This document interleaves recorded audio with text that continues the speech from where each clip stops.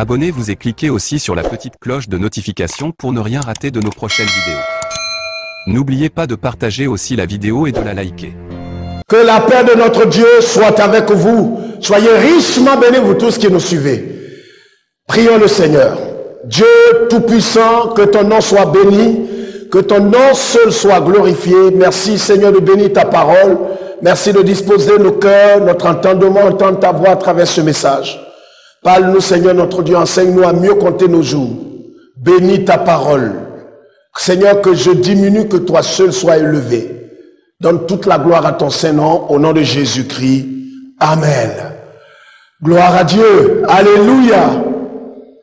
Que Dieu vous bénisse et que le Seigneur vous fortifie. Si quelqu'un était malade, soyez encouragés et fortifiés dans le Seigneur. 2 Timothée chapitre 4, 2 Timothée chapitre 4, le verset 2 jusqu'au verset 5. Prêche la parole, insiste en toute occasion, favorable ou non, reprend, censure, exhorte avec toute douceur et en instruisant. Car il viendra un temps où les hommes ne supporteront pas la saine doctrine, mais ayant la démangeaison d'entendre les choses agréables, ils se donneront une foule de docteurs selon leurs propres désirs, détourneront l'oreille de la vérité et se tourneront vers les fables. Mais toi, sois sobre en toutes choses, supporte les souffrances, fais l'œuvre d'un évangéliste, remplis bien ton ministère. Amen. Gloire à Dieu. Voici une parole forte. Une parole que Saint Paul a adressée à son fils légitime dans la foi, Timothée, son fils dans la foi. Timothée est un jeune serviteur de Dieu comme nous. Et Paul a jugé bon de lui donner des instructions. Dans sa deuxième épître à Timothée, il lui dit, prêche la parole, insiste. Prêche la parole. Il ne lui dit pas prêche ce que tu veux, mais il dit prêche la parole, insiste en toute occasion favorable ou pas. Exhorte, censure avec douceur en instruisant. Pourquoi est-ce qu'il dit cela à Timothée?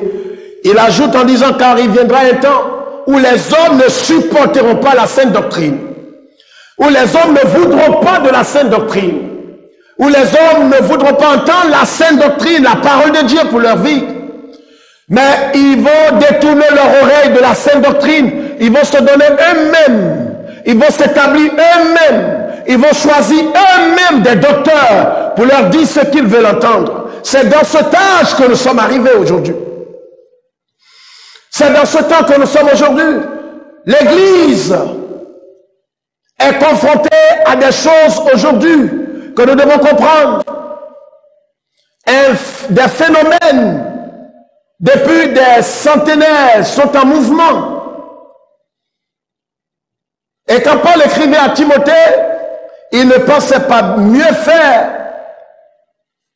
Vous comprenez? Car il viendra un temps où les hommes ne supporteront pas la saine doctrine. Et qu'est-ce qu'ils feront? Ils auront la démangeaison d'entendre des choses agréables. Bien aimé, c'est exactement ce qui se passe aujourd'hui. Le Seigneur Jésus a dit en Matthieu chapitre 24, prenez garde que personne ne vous séduise, car il y aura toutes sortes de séductions à la fin des temps. Des hommes se lèveront, ils prêcheront un autre évangile, ils feront des miracles extraordinaires.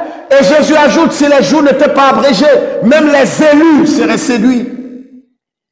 C'est dans ce stage que nous sommes, frères et sœurs, vous tous qui nous suivez. C'est un cri de cœur. Un autre évangile, comme Paul a dit aux Galates, un autre évangile est en train de gagner du terrain depuis plus de 100 ans maintenant. Un autre évangile, avec un autre Jésus, et plusieurs personnes ont mordu à la maison de cet autre évangile.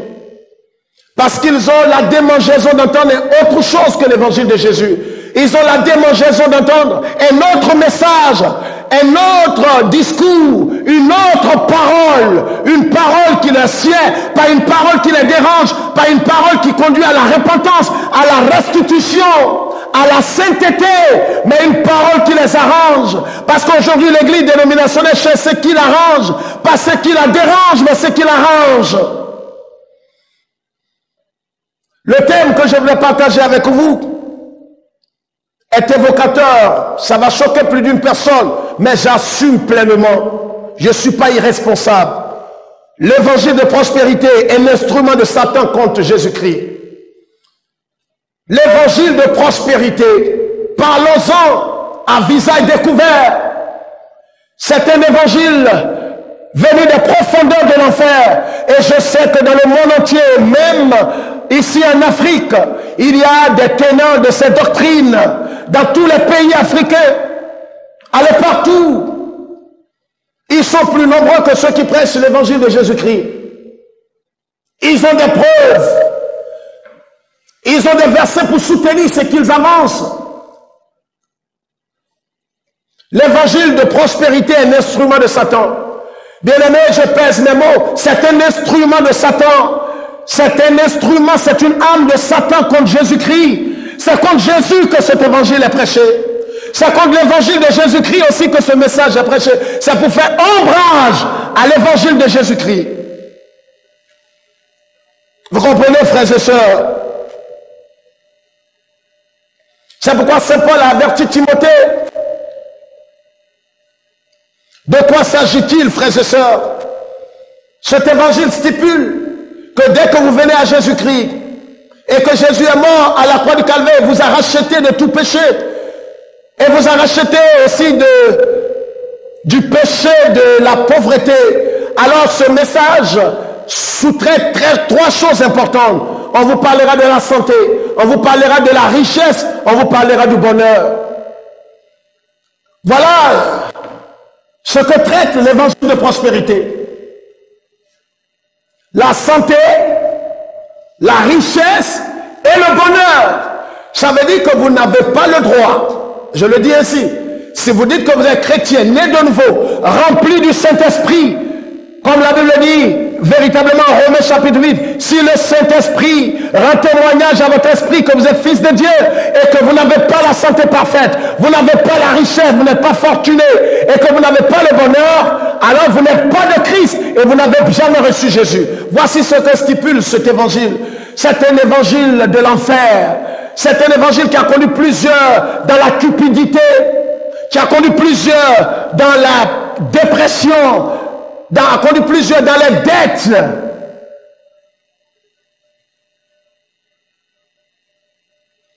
Pourquoi? Parce que selon eux, selon les prédicateurs de l'évangile de prospérité, que Jésus nous aurait racheté du péché de la pauvreté. Nous voulons souligner 5 choses principales. 5 erreurs théologiques qui démontrent que cet évangile est un évangile qui vient des profondeurs de l'enfer. Vous comprenez? Aujourd'hui, c'est pourquoi partout où vous allez, on ne vous dira on vous parlera exclusivement de ces 3 choses.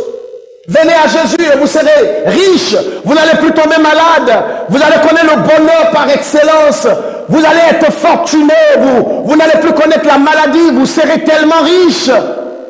Parce qu'on doit évangéliser, parce qu'on doit soutenir l'évangélisation. C'est des choses qui sont attirantes, des choses qui sont attrayantes, des choses qui sont agréables à entendre. Mais ça n'a rien à voir avec la vérité. Ça n'a rien à voir avec la vérité. Et je défie tous ces hommes dans tous ces pays africains et à Babylone, à tous ces prédicateurs qui ont décidé volontairement de vendre leur âme pour prêcher cet évangile. Vous comprenez? La première erreur doctrinale, c'est que pour eux, les prédicateurs de l'évangile de prospérité, l'alliance conclue avec Abraham donne droit à la prospérité matérielle. Et ils soutiennent cela par quoi? Par Galates chapitre 3. C'est ainsi qu'en Jésus-Christ, la bénédiction d'Abraham touche aussi tous les non-juifs. Et ils oublient la deuxième partie de ce verset. Galates chapitre 3. Bien-aimés, c'est important que nous parlons de ce thème. Je sais que cela va m'attirer pas mal d'ennemis, mais je suis heureux. Je suis heureux d'être ennemi de ces hommes. Je préfère du côté de Jésus que d'être ami des vendeurs d'illusions, ceux qui sont nés pour se perdre. Galates chapitre 3, le verset 14. Afin que la bénédiction d'Abraham eût pour les païens son accomplissement en Jésus-Christ et que nous réussissions par la foi l'esprit qui avait été promis. Afin que la bénédiction d'Abraham... De quelle bénédiction parle Paul aux Galates? De quelle bénédiction? C'est vrai qu'on voit qu'Abraham avait des serviteurs, Abraham avait une fortune, Abraham avait le bien matériel. Mais est-ce que c'est de cela que parle Paul? Les théologiens, répondez-nous. Alors quand les théologiens eux-mêmes sont trempés jusqu'au cou avec cette doctrine, avec cet évangile de l'enfer, cet évangile satanique et luciférien, alors ils ne pourront plus rien dire que de soutenir cela. Vous ne pouvez pas me convaincre. Gardez votre doctrine de démon. Vous ne pouvez pas me convaincre. Vous comprenez? C'est la première erreur doctrinale qui a été soulignée. Parce que pour eux, l'alliance qui a été conclue avec Abraham donne droit à la prospérité matérielle. Ce n'est pas ce que Saint Paul veut dire. Pour ceux, même nous autres qui n'avons pas encore de doctorat. Comprenez? Je ne suis pas un docteur, je ne suis ni pasteur, je ne suis ni évangéliste, je ne suis ni apôtre des nations, je suis juste un frère dans la foi, appelé par Jésus-Christ il y a plus de 30 ans en arrière, servant le Christ comme un serviteur doulos, un serviteur esclave. Je n'ai pas besoin de titres ni d'honneur humain, je n'ai pas besoin de titres particuliers. Vous comprenez ce que je dis? Mais même nous qui ne sommes pas docteurs en théologie, nous avons au moins quand même la capacité par le Saint-Esprit de comprendre ce texte. Saint Paul dit clairement, ici aux Galates, par le Saint-Esprit, qu'est-ce qu'il leur dit? Il leur dit simplement, lisons le verset 13. Christ nous a rachetés de la malédiction de la loi, étant devenu malédiction pour nous, car il est écrit, maudit est quiconque est pendu au bois, afin que la bénédiction d'Abraham, vous comprenez? L'alliance conclue avec Abraham constitue un des fondements théologiques de l'évangile de prospérité. Qu'est-ce qu'ils disent? Il dit tout simplement que l'alliance que Dieu a conclue avec Abraham doit révéler quelque chose, doit donner droit et pouvoir, autorité à tous ceux qui viennent. Pourquoi? Parce que tous ceux qui croient en Jésus-Christ aujourd'hui sont fils spirituels d'Abraham et par ricochet, ils ont le droit de bénéficier de la richesse que Dieu avait donnée à Abraham. Parce que pour eux, cela fait partie aussi de la rédemption. Jésus nous a rachetés pas exclusivement du péché et de la mort éternelle, mais il nous a rachetés aussi de la pauvreté. Quel mensonge! Quel mensonge! Vous comprenez? Et c'est pourquoi je donne ce message aujourd'hui pour défier tous ces prédicateurs. Je vous lance un défi au nom de Christ Jésus. Plusieurs sont maintenant sous des manteaux divers. Des gens pour qui on avait un peu de respect il y a 20, 30 ans en arrière sont devenus des prédicateurs de cet évangile qui conduit en enfer. Vous comprenez? La prière que vous vous ressaisissez, avec un peu d'honnêteté, vous pouvez vous ressaisir. Voyez, l'alliance conclue avec Abraham ne donne pas droit à une quelconque richesse matérielle. Et l'apôtre Paul le souligne. De quoi s'agit-il? C'est en Jésus-Christ.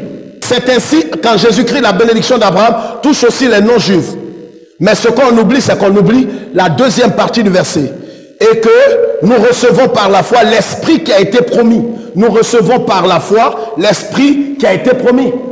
La justification, le salut, voilà ce que nous pouvons appeler bénédiction qui découle de l'alliance que Dieu a traitée avec Abraham, qui a été promis à tous ceux qui viendraient véritablement à Christ. Ce n'est pas une richesse matérielle. Voyez sur quoi les prédicateurs de l'évangile de prospérité se méprennent véritablement. Eux-mêmes se mettent dans une confusion. Ce n'est pas, Dieu n'a pas promis une bénédiction matérielle à tous ceux qui allaient croire en Jésus-Christ ou qui seraient les fils spirituels d'Abraham, parce qu'Abraham a été riche. Alors sa richesse et sa fortune seraient véritablement comme allait constituer une promesse pour tous ceux qui allaient venir à Jésus-Christ. Non, la promesse ici et la bénédiction dont parle Saint Paul ici, par le Saint-Esprit, c'est ce que nous avons lu ici dans la deuxième partie, afin que nous ressuscions par la foi l'Esprit qui avait été promis. Afin que nous ressuscions par la foi l'Esprit qui a été... Voilà ce qui a été promis. Ce n'est pas le bien matériel qui a été promis, mais c'est l'esprit qui a été promis. Voici la vraie bénédiction. Ce n'est pas le bien matériel. Alors il s'appuie sur ça pour dire, de la même manière qu'Abraham a été béni, il a été richement béni. Alors Jésus nous a rachetés pour que nous héritions de la bénédiction d'Abraham. Voici la première erreur. Mais vous voyez, ils vont vous convaincre avec d'autres versets sortis de leur contexte et ils se servent de cela comme un prétexte pour mentir. La bénédiction véritable qui découle de l'alliance que Dieu a eue avec Abraham, ce n'est pas une bénédiction matérielle, c'est une bénédiction spirituelle. C'est que nous recevions par la foi l'esprit qui avait été promis. Alléluia. Alléluia. Et c'est important de comprendre cela. Ce n'est pas une bénédiction financière ou matérielle, mais c'est une bénédiction spirituelle. C'est ce qu'il a dit même aux Galates. Paul rappelle ici clairement aux Galates que la bénédiction est liée au salut et qu'elle est spirituelle. La bénédiction est liée au salut et cette bénédiction n'est pas matérielle ni financière. Mais on parle ici de recevoir par la foi l'esprit. C'est une bénédiction spirituelle et non financière et matérielle. Alors ils vont vous distraire, ils vont vous culpabiliser. La deuxième chose, c'est le sacrifice de Christ. Nous a rachetés du péché de la pauvreté. Et le verset qui est expliqué, c'est 2 Corinthiens chapitre 8, verset 9 qui dit, en effet, vous connaissez la grâce de notre Seigneur Jésus-Christ. Pour vous, il s'est fait pauvre pour que vous soyez riches, afin que par sa pauvreté, vous soyez enrichis. On comprend clairement qu'avec un peu de lucidité, une lecture peu approfondie de ce passage peut nous amener à croire qu'il s'agit des biens matériels. Mais ce n'est pas de cela qu'il s'agit, bien-aimés frères et sœurs. Ce n'est pas de cela. Jésus, la Bible dit en 2 Corinthiens 8, 9, que vous connaissez la grâce de notre Seigneur Jésus-Christ pour vous. Il s'est fait pauvre pour que vous soyez riches. Riches de quoi? Est-ce que Jésus est venu distribuer quelque chose? Voici la deuxième erreur doctrinale de l'évangile de prospérité. Et on s'appuie sur ce verset pour dire, voyez, Jésus s'est fait pauvre pour que vous soyez riches, que pour que vous ayez des avions, des jets privés, rien contre cela. Mais ne vous appuyez pas sur l'évangile pour mentir aux gens.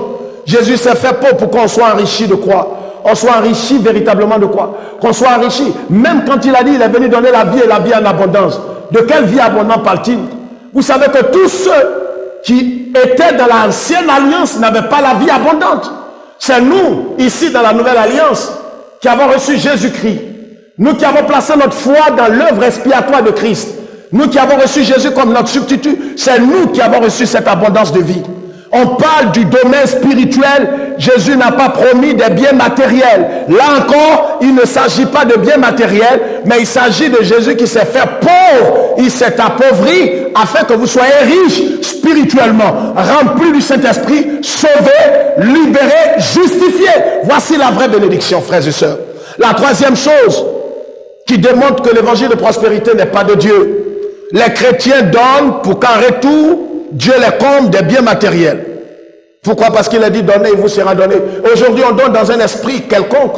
Aujourd'hui, on voit un peu l'église comme, on voit le donner comme un investissement. Même si Dieu a dit donnez, il vous bénira. Mais aujourd'hui, vous voyez dans quel esprit on donne. On donne pas pour, même dans le mot, dans le verbe donner, il y a le don. Est-ce que quand on donne, on fait don à quelque chose, on fait don à une personne, est-ce qu'on attend quelque chose en retour? Ce n'est plus un don. C'est un investissement alors. Voyez, donc on vient dans un esprit de paganisme, un esprit charnel, avec une attente quelconque. Donc, voyez comment est-ce que plusieurs, ils ne donnent pas par amour. Mais regardez les offrandes qui sont faites aujourd'hui dans les assemblées. On ne donne pas par amour pour Christ. Jésus a dit, si vous m'aimez, gardez mes commandements. Est-ce que nous donnons par amour ou nous donnons juste pour être riches? Parce qu'on nous a fait croire que si vous donnez peu, vous n'allez pas recevoir. Donnez beaucoup. On l'a tous dit, mais on a compris à un certain moment que c'est du mensonge. On doit donner pour servir le Seigneur, mais on ne doit pas donner dans un esprit comme si Dieu nous devait de l'argent. Et ceux qui donnent, je connais une église quelque part en Afrique de l'Ouest où quelqu'un avait donné de l'argent, et au bout d'un certain temps, comme il n'avait rien reçu, il était fâché, il a jeté le pasteur en prison. Pourquoi? Parce que le pasteur lui avait dit de donner, et en retour, elle n'a pas été richement bénie comme le pasteur l'avait dit. Bien-aimés, faisons très attention. Nous devons donner par amour et non pas comme un investissement. La quatrième chose, la foi est une force spirituelle autogénérée qui conduit à la prospérité. Aujourd'hui, on a déifié la foi. Vous comprenez ce que je veux dire? La foi est devenue comme un Dieu pour nous. On a foi dans notre foi. On a dit aux gens que mais si vous avez la foi peut agir de façon autonome. C'est une hérésie. Ça fait partie de l'évangile de prospérité. Alors, on met l'accent, on croit en notre foi plus qu'en Jésus-Christ. On ne sait pas ce que Jésus nous a enseigné. C'est Jésus qui sauve, c'est Jésus qui guérit, c'est Jésus qui bénit. Mais on a fait croire que si vous avez foi, votre foi elle-même va déclencher véritablement des choses de façon autonome. Donc, peu importe votre vie, ce n'est pas votre vie que Dieu regarde. C'est ce qu'on vous dira. Non, que vous soyez un PD, vous soyez un dealer, vous soyez un drogué, peu importe la qualité de votre vie, si vous avez foi dans les principes de Dieu, si vous avez foi dans les principes, dans les lois de Dieu, alors vous allez prospérer. Voici ces mensonges qui sont diffusés dans le monde entier, sur des télévisions chrétiennes, sur des radios, dans les églises. Et les gens croient, et certains ont essayé. Beaucoup sont morts aux États-Unis. Beaucoup sont morts. On a dit à certains, confesse ta guérison, déclare que tu es guéri. Oui, mais à moins que Dieu t'ait véritablement donné un réma. Voyez, donc la foi est devenue aujourd'hui, on a déifié la foi. La foi est devenue un Dieu. On croit plus en notre foi qu'en Jésus-Christ. Ça ne doit pas être le cas, mes frères et sœurs. Nous devons croire en Jésus-Christ. Nous ne devons pas mettre notre confiance dans notre foi. La cinquième chose, la prière est un moyen pour forcer Dieu à accorder la prospérité. Non, comme la Bible dit en Jacques chapitre 4, le verset 2, vous ne possédez pas parce que vous demandez mal. Non, la foi, la prière est devenue aujourd'hui comme un moyen pour contraindre Dieu. Vous voyez, avec l'évangile de prospérité, Dieu devient comme un jouet. On contraint Dieu, on donne des ordres à Dieu. On donne des ordres à Dieu et Dieu exécute. On commande à Dieu et Dieu exécute. On donne des ultimatums à Dieu. Voilà où l'évangile de prospérité est dangereux. On peut ne pas comprendre, mais l'évangile de prospérité vient pour faire quoi? Pour infantiliser Jésus. Enlever la souveraineté à Jésus-Christ. Vous savez, ils disent des choses encore plus graves. Vous savez qu'ils démontrent que Jésus a reçu une nature satanique à la croix du Calvaire, et qu'à la croix du Calvaire, Jésus a échoué, et que c'est quand il a passé 3 jours et 3 nuits dans le tombeau, là-bas il est né de nouveau, afin qu'il nous rachète. C'est un évangile. Si vous mettez votre confiance en ce Jésus que prêchent les prospéritistes, vous serez perdus. Je vous le dis en vérité devant Dieu. Examinez l'écriture à la lumière de la parole de Dieu. Examinez les messages que vous entendez, du moins c'est à la lumière de la parole de Dieu. La prière ne contraint pas Dieu. Dieu est souverain. Quand vous priez, laissez la latitude à Dieu d'apprécier votre prière. Il peut vous exaucer quand il voudra. Il peut vous exaucer comme il peut ne pas vous exaucer. Vous savez, ce message a fait qu'aujourd'hui, plusieurs sont contraints. Plusieurs sont dépressifs. Plusieurs sont dans toutes sortes de dépressions. Une femme qui est mariée légalement et qui n'a pas encore d'enfant, elle est culpabilisée. On lui dit que tu n'as pas la foi. Tu n'as pas la foi. Si tu avais la foi, pourquoi tu n'as pas encore d'enfant? Et pourtant, elle est sincère. On va lui trouver des péchés, des cordons ombilicaux de sa mère qu'on n'a pas coupé. On va lui trouver toutes sortes de défauts.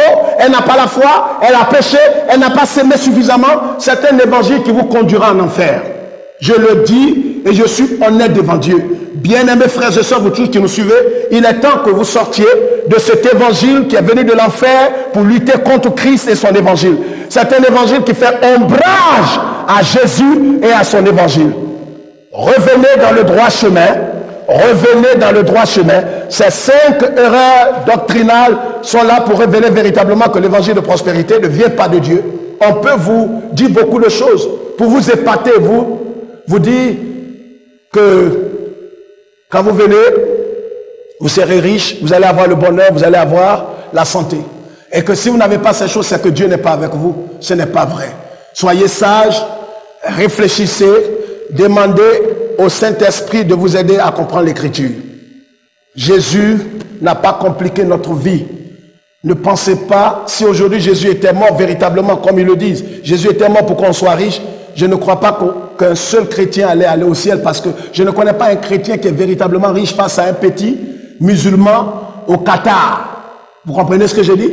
Jésus n'est pas mort pour nous délivrer du péché. Ils appellent ça le péché. Et pourtant, Jésus a dit, vous aurez toujours des pauvres avec vous.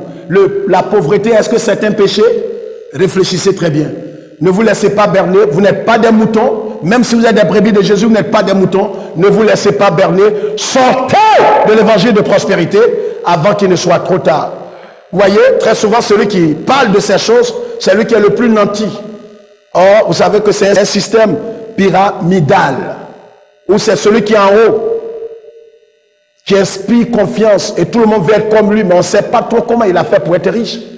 Et vous savez que parmi ces gens, il y a des dealers, des vendeurs de drogue, des pervers, des proxénètes, dans le monde entier. Soyez sages et intelligents. Revenez dans le droit chemin, ne vous laissez pas berner, que Dieu vous bénisse, et que le Seigneur soit avec nous. Notre œuvre est pour le roi. Shalom.